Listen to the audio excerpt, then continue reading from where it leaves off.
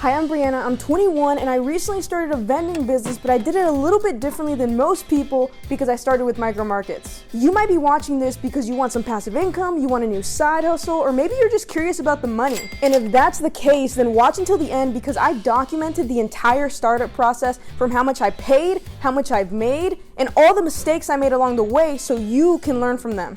So with that being said, let's get into the video. So I'm gonna go over the full story of how I started this business, but the number one thing that I'm asked is how much it costs to start. And I wanna give you guys what you asked for, so let's start with how much I paid. Here's a screenshot from the website. The smallest setup they have starts at about $3,895, so about $4,000 a piece. Here's my order summary, and you guys know I'm all about negotiating, so I had to ask for a bulk order discount. I actually started with 2 locations, more on that later, so I ordered both of them at the same time. The company I ordered from initially told me that they couldn't give me a discount for just one market, and I'm a new vendor. But when I told them that I had 2 markets, they said that would help them with the shipping since they can ship them all together. And so they gave me a 10% discount. But as you can see here, the shipping is already ridiculously expensive for something this heavy. So the 10% really just covered the shipping, but I'll take whatever I can get, right?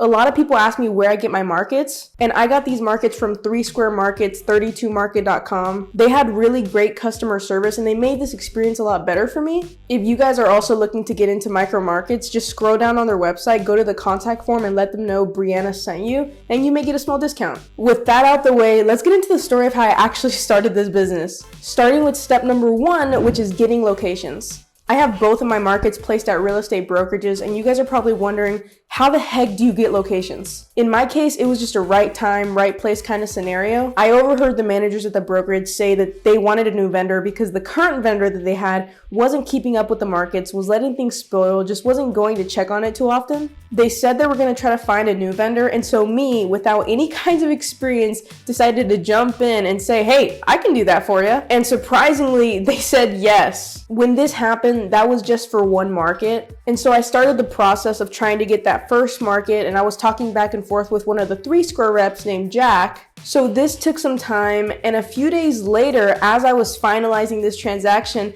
they called me and asked if I could do 2 markets and do another one at a different brokerage. So I hadn't even bought the first market yet, and keep in mind, I have no experience with this, and they're already asking me about a second one. Absolutely crazy, but I'm up for a challenge and I'm willing to take some risk. Obviously, that's not going to be a case for everybody looking for a location. So here's how I plan on getting more locations and how you can too. I've made a lot of friends in the business and the finance space, and a lot of them own vending machines as well. So as far as how to get locations from here, one of the fastest ways is to just buy vending routes. So maybe someone already has 6 machines placed at 6 locations and they want to sell you that full bundle. You're basically just taking over an already existing business. That's a vending route. I have experience with this because I'm actually doing this right now and buying 2 vending machines at a barbershop. I'm actually going tomorrow to pay for them and to get the keys. Brianna from the future here, just wanted to let you know that I did get the vending machines. I'll put up a picture, but back to the video. On top of this, I've already been cold calling, door knocking, just offering up my services. This is another way to get locations, and I've already gotten a couple leads from it, from calling like the school districts and mechanic shops, hotels, places like that. You're looking for places that have a lot of foot traffic or waiting rooms where people are sitting around a lot. So you may see me placing some more micro markets and vending machines soon. On to step 2, which is taking delivery. Let's get into how these markets actually arrived. So the wood for both of them came packaged together, and then there was 2 21-inch coolers. And guys, I can't even explain how stressful of a situation this was, because for some reason I didn't see the email that came with the tracking info. So to me, everything just showed up one day. I had no time to get a forklift or a pallet jack or anything ready for this delivery. And these things are already expensive, so I didn't want to pay a couple $100 for a re-delivery fee. And on top of that, by this point, it had already been a couple weeks since they had asked me to place the markets there, so they'd been waiting long enough and they were ready for the markets. So as you can see, this was a very stressful situation, but it's okay because I happen to have an extremely dedicated FedEx driver who said, well, as much as you don't want to pay, I don't want to have to come back. So we're going to get these darn things off somehow. But how the heck was he going to do that? These are like 1,500 pounds. But by some stroke of luck, the truck that he was assigned to that day happened to have a lift gate on it. And this was actually pure luck because I didn't even pay for the lift gate because I'm trying to save money and I was hoping I could get a forklift in time to do this. this? And so I asked him if all the trucks had lift gates on them. And he said that there's only one truck in the entire area that has a lift gate, and it happened to be the one that he was assigned to that day. So I'm telling you, that was just pure luck. But anyways, that's what he used, and he was able to get it off with a little bit of struggle. So by this point, everything's looking good. He unloaded everything and he was on his merry way. And he didn't charge me for the lift gate because he said he just understood my situation, which was super nice of him. So now I have the markets. Now what's next? Well, I have to transport one of them 30 minutes away to the second location. I still have to build them, and then I have to get the inventory. Then I can start making money. But of course, things can never be that simple or go that smoothly. So in order for 3 Square to save on shipping, they shipped all the wood together. Not separated by markets or anything, but just a bunch of wood all in one pile. Keep in mind, I have to separate this out by markets, and I have no idea what goes where. I've never built one of these, and so this was going to be an entire ordeal on its own.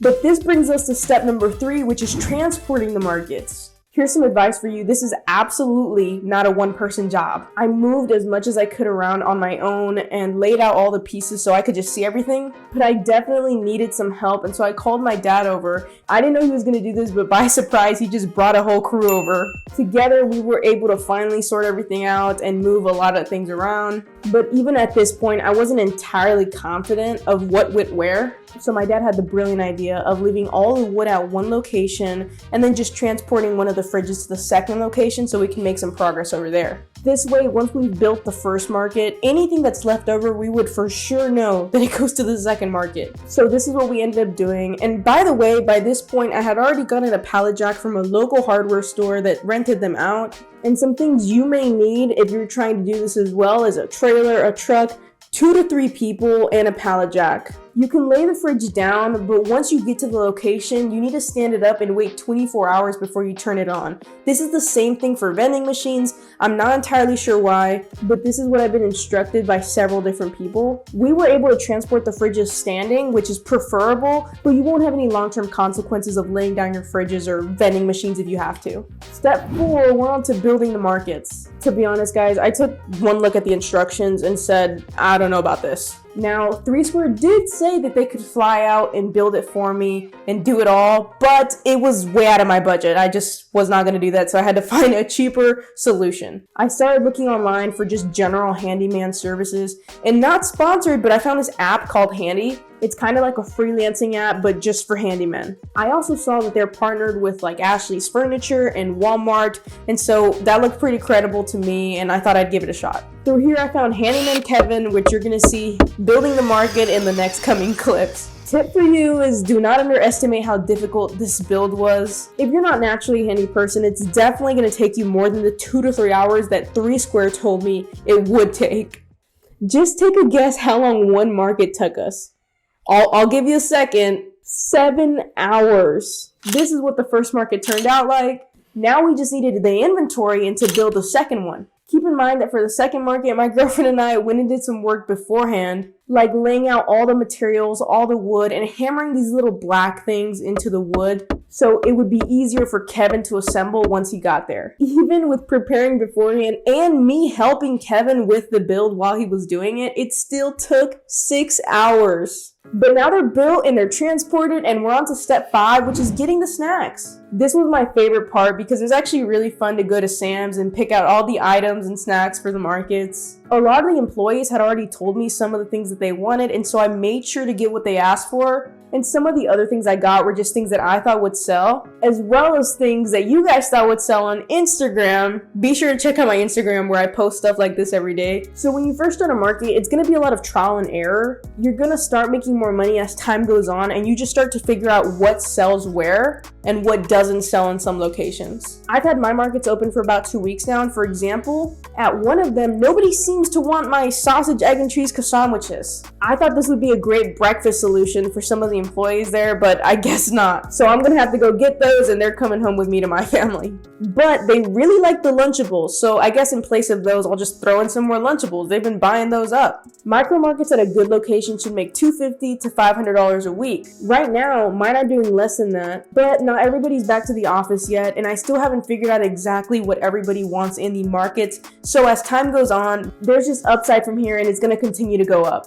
Something else you may want to know is how much it cost me to stock both the markets. And I did take a picture of one of the receipts for about $300, and I spent $70, $80 more on top of that. So surprisingly, it only cost me about $400 to fill both markets. But then again, I didn't necessarily stuff them to the very back. I just kind of wanted to see what would sell first before I started stuffing it with a bunch of products. Woo! Now it's getting exciting because we're almost in business. Step 6 is setting up the kiosk and uploading the inventory. So I had to get on a call with a 3-square rep to help me put all these cords together and just set up the credit card reader, set up all the wiring and internet, stuff like that. And I was able to figure that out. This wasn't too bad. Once I was done, I could bulk import the items, and this is where you get to put in your prices and all the UPC codes to scan. This is what the spreadsheet looked like, and this is exactly what was uploaded to the POS system.